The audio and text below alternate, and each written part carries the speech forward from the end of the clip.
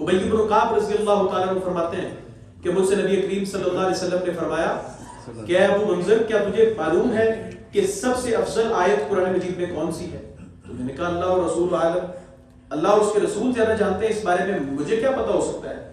تو نبی کریم صلی اللہ علیہ وسلم نے فرمایا پھر جان لو کہ وہ اللہ کے اسماء اور اس کی صفات والی آیت آیت الکرسی ہے، جو پورے قرآن میں سب سے افضل آیت ہے۔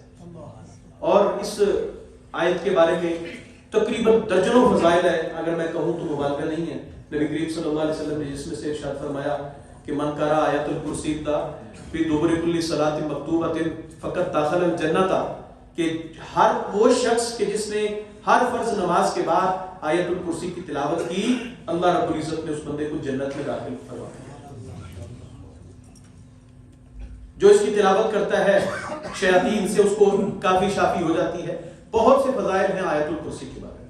آیت الکرسی کے متصل بعد ایک آیت جس کا ابھی حال ہی میں اس کا بہت غلط معنی اور مفہوم بیان کیا گیا، لا اکراہ فی الدین قد تبین الرشد من الغی، کہ دین قبول کرنے میں، اسلام قبول کرنے میں جبری طور پہ اسلام قبول نہیں کروایا جائے گا۔ بات سمجھے؟ اچھا، یہ بات اس آیت کا شان نزول کیا ہے؟ قریش میں، اہل جاہلیت میں یا انصار میں اسلام سے قبل یہ بات معروف تھی کہ اگر کسی عورت کے ہاں بیٹا پیدا نہ ہوتا اور اگر ہوتا تو وہ فوت ہو جاتا تو وہ منت مانتی کہ میں اپنے اس بچے کو یہودی بناؤں گی۔ جیسے میں نے کل ذکر کیا نا کہ یہود کو ایک فضیلت حاصل تھی عام جاہلیت کے معاشرے میں، تو وہ یہ منت مان لیتے، نظر مان لیتے کہ میں اپنے اس بچے کو یہودی بنا دوں گی تو وہ زندہ رہ جاتا۔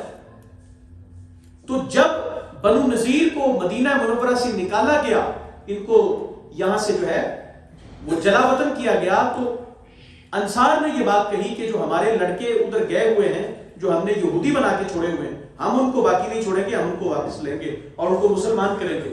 تو اللہ تعالیٰ نے یہ آیت نازل کی، لا اکراہ فی الدین، دین کے اندر جبر نہیں ہے، اس لیے کہ اگر تم جبری طور پہ کسی سے اسلام قبول کروا بھی لوگے تو اس کے اندر اسلام داخل نہیں ہوگا۔ ہمارے چیف جسٹس صاحب نے اگلے دن کیا بات کی ہے، وہ کہتے ہیں جی کہ قادیانیوں کو ان کو تو ان کے مذہب کی بھی تبلیغ کی اجازت ہے۔ اور بھائی وہ اپنے آپ کو مسلمان کہتے ہیں اور ہم سب کو کافر کہتے ہیں۔ پاکستان کے آئین اور قانون نے ان کو غیر مسلم اقلیت ڈکلیئر کیا ہے۔ آپ ان کی حیثیت کو تسلیم کریں کہ ان کو حیثیت آئین نے کیا دی ہے، پھر آپ اس کے اوپر بات کریں۔ اور اس سے بڑی بات یہ ہے کہ اس منصب کے اوپر بیٹھ کے قرآن مجید کی آیات کا حوالہ دینا، یہ تو ایسی بھونڈی بات ہے۔ وہ تم انگریزی قانون کے اور برٹش لا کے تم رکھوالے ہو، تم اس کے اوپر پڑھو اور فیصلے دو اور جان چھڑاؤ اپنی بھی اور باقی سب لوگوں کے بھی۔ بھائی آپ کے پاس ضمانت کا کیس فائل ہوا ہے نا، کیا کہ ایک قادیانی نے تفسیر صغیر نام سے ایک کتاب چھاپی ہے جو بین ہے پاکستان میں، اور اس کی سزا کیا ہے 6 مہینے، اور وہ شخص 24 مہینے کے قریب 2 سال کے قریب سزا کاٹ چکا ہے۔ مقدمہ تو یہ ہے نا، نفس مقدمہ یہ ہے کہ وہ بندہ اپنی ضمانت کا کیس لے کے آیا۔